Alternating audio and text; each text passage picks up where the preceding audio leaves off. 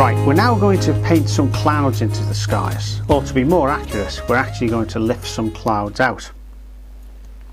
And for this I'm going to use the mop brush, but I could just as easily use any of the other brushes. It doesn't really matter, you get more or less the same effect whichever one you use.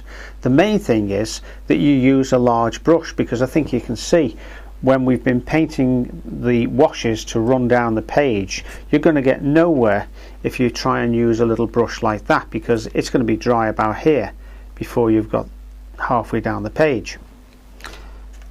Now the colours we're going to use are ultramarine blue, but I've just added a little tiny drop of permanent rose just to make it a little bit purpley and warm it up a little bit.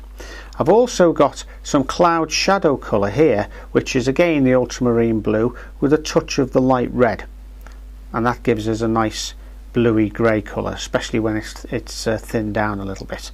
And also we've got the raw sienna.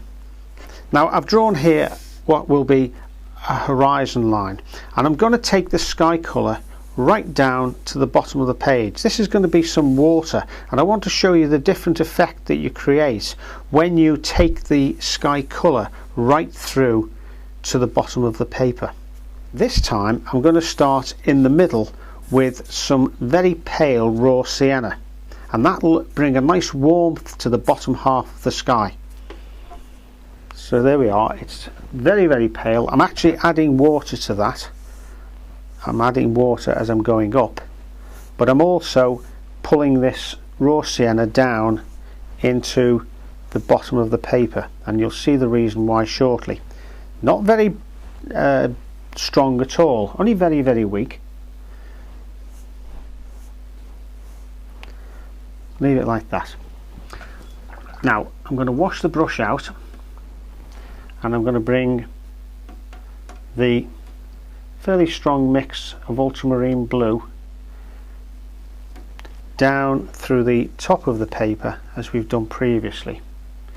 You can see this mop brush has no problem, holds a heck of a lot of paint, and has no problem at all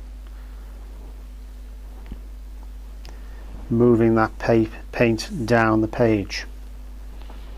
Now I'm going to lighten this off as we get towards the raw sienna,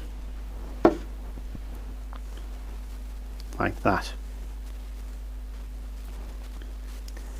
and I'm just running that into the raw sienna.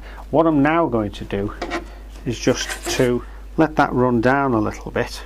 I'm not worried about that because that's off the paper. I'll just wipe that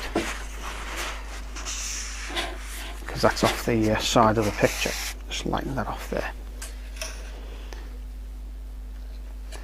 Now you can see the way you create those nice effects of the paint running down into the wet paper. Now then, I've cleaned the brush with clean water, and I'm taking some of the excess water out of it with a paper towel. And then all that I'm doing is rolling the brush. You can see I'm doing that in a very random way. You might have to go back into it.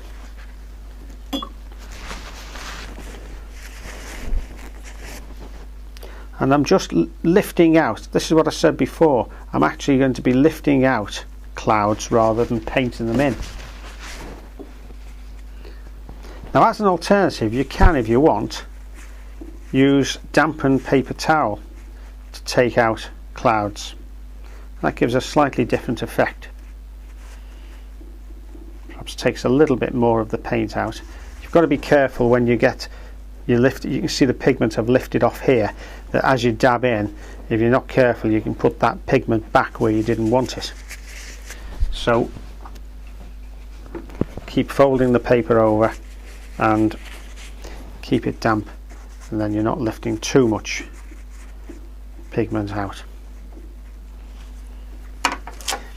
Okay, now we're going to go in with a touch of our cloud shadow colour. And this, you've got to be careful here, it's quite easy to overdo this, so you just want to remember that the sun, in this case I'm imagining it's coming from top left, so I'm putting that cloud shadow into the bottom right, and you can see that as the brush picks up some of the some of the water that's already in the picture, that the cloud shadow colour is thinning off, which is fine because clouds are subject to perspective just like every other landscape feature, so they get paler as they get further away, and as you can see here, they also get smaller in the distance. Now I've got some clean water on the brush, and what I'm going to do is just fade out while it's still damp, just fade out some of those clouds into, or the cloud shadow rather, into literally something and nothing, like that. So you get a sort of a hit and miss effect, as you do with real clouds. I guarantee the first few times you do this, you'll probably get to a point where you're quite pleased with the clouds, and then in your enthusiasm you'll carry on doing this, and you'll find that you'll go and spoil it. But don't worry, we all do that. I still do that even now. It's all a matter of, very much a matter of timing, of how much paint and how thin the paint is, and you really need to practice this to begin to understand when to stop. I'm going to stop right now because I think I've done enough. So you can see all it is a matter of just dabbing on the sky shadow colour, keeping it underneath the clouds, be fairly random about it. Here you can see I've got one cloud which is more dominant than the rest, which is as it should be, and I'm going to let that dry now before I fiddle it to death. Now, do you see what's happened by putting that raw sienna in the sky and carrying it down to the bottom of the paper? Two things have happened here.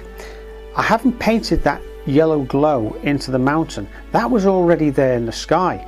This distant mountain has only been painted with this colour here, a pale cloud shadow wash. But the yellow, or the raw sienna rather, is shining through it and giving a lovely effect of the sunlight on the distant mountain.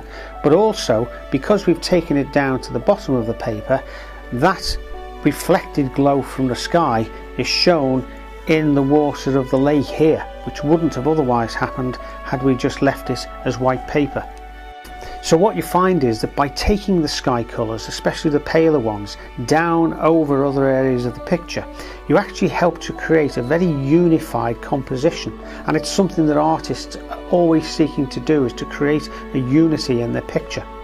And this is a very simple way to do it, because the raw sienna here will not dominate any of the other colours, but inevitably it will glow through and knit all the different colours together.